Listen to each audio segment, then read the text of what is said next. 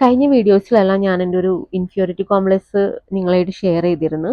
അപ്പം ഞാൻ ആ ഇൻഫീരിയോറിറ്റി കോംപ്ലക്സിൽ നിന്ന് ഓൾമോസ്റ്റ് 95% ഞാൻ അതിൽ നിന്ന് റിക്കവർ ആയിട്ടുണ്ട്. ഞാനത് എങ്ങനെ റിക്കവർ ആയെന്ന് പറഞ്ഞിട്ടുണ്ടെങ്കിൽ അതിന് പെർഫെക്റ്റ് ആയിട്ടുള്ളൊരു ആൻസർ എനിക്ക് നിങ്ങളോട് പറയാൻ പറ്റുമെന്ന് വരില്ല.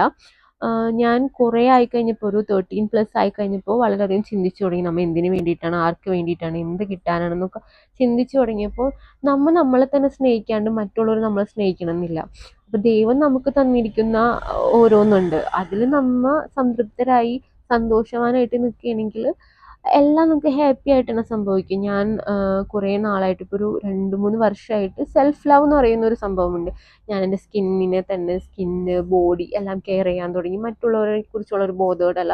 ഞാൻ എന്താണ് ഇടാൻ ആഗ്രഹിക്കുന്നത് ഞാൻ അതന്നെ ഇടാൻ തുടങ്ങി. പണ്ടൊന്നും ഞാൻ എൻ്റെ നാട്ടിൽ സ്ലീവ്ലെസ് ഒന്നും ഇട്ട് നടക്കാറുണ്ടായിരുന്നില്ല.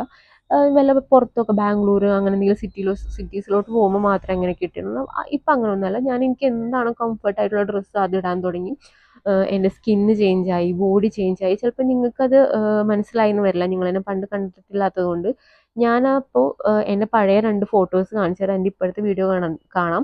അപ്പോൾ എൻ്റെ പഴയ ഫോട്ടോയും ഇപ്പോഴത്തെ വീഡിയോയും കാണുമ്പോൾ നിങ്ങൾക്ക് മനസ്സിലായിട്ടുണ്ട് ഞാൻ എത്രത്തോളം ചേഞ്ച് ആയിട്ടുണ്ടെന്നും. അത് ഞാൻ എങ്ങനെ ചേഞ്ച് ചെയ്തു എന്നുള്ളത് ഞാനൊരു വീഡിയോ ആയിട്ട് വേറെ ചെയ്യാം.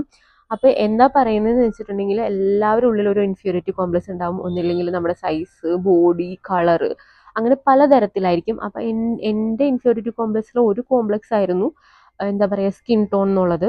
അത് ഞാൻ നിങ്ങളോട് ഷെയർ ചെയ്തിരുന്നു. പക്ഷേ ഇപ്പം എനിക്ക് ആ ഒരു കോംപ്ലക്സ് ഇല്ല കേട്ടോ. ഞാനിപ്പോൾ എൻ്റെ സ്കിൻ ടോണിന് വളരെയധികം ഇഷ്ടപ്പെടാൻ തുടങ്ങിയിട്ടുണ്ട്. കാരണം എന്ന് വെച്ചിട്ടുണ്ടെങ്കിൽ ചിലപ്പോൾ ഞാൻ കുറേ സോഷ്യൽ മീഡിയയിൽ പോഡ്കാസ്റ്റ് വീഡിയോ, മോട്ടിവേഷണൽ വീഡിയോ അങ്ങനെ കുറേ വീഡിയോസൊക്കെ കണ്ട് കുറേ കാര്യങ്ങൾ ഞാൻ പഠിച്ചു. കാരണം നമ്മൾ ഈ നാട്ടിലാണ് ഈ ഒരു സ്കിൻ കളറിനെ വെച്ചിട്ട് ഇവർ ഇത്ര അധികം വേർതിരിവ് കാണിക്കുന്നത്. പുറത്തെ രാജ്യങ്ങളിലൊക്കെ ഈ ഡസ്കി സ്കിൻ ടോൺ എന്ന് പറയുന്നത് അവർക്ക് അത്രയും ഇമ്പോർട്ടൻ്റ്, അവർക്ക് അത്രയും ഇഷ്ടമാണെന്നുള്ളതൊക്കെ ഞാൻ പിന്നീടാണ് മനസ്സിലാക്കിയിരുന്നത്.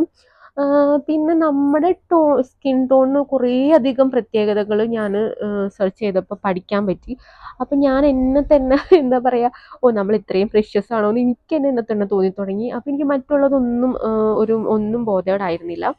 അപ്പം ഞാനിപ്പോൾ ഹാപ്പിയാണ്. ഞാനിപ്പോൾ സെൽഫ് ലവിലാണ്. എനിക്ക് വളരെയധികം ചേഞ്ചസ് വന്നിട്ടുണ്ട്. ഞാൻ എൻ്റെ കരിയറിലായാലും എൻ്റെ ലൈഫിലായാലും വളരെയധികം ചേഞ്ചസ് ഇത് കാരണം കൊണ്ട് എൻ്റെ വന്നിട്ടുണ്ട്. കോൺഫിഡൻസ് ആയിട്ടുണ്ട്. അത് നിങ്ങൾക്ക് ചിലപ്പോൾ എന്നെ കാണുമ്പോൾ ഇപ്പോൾ മനസ്സിലാവുമായിരിക്കും.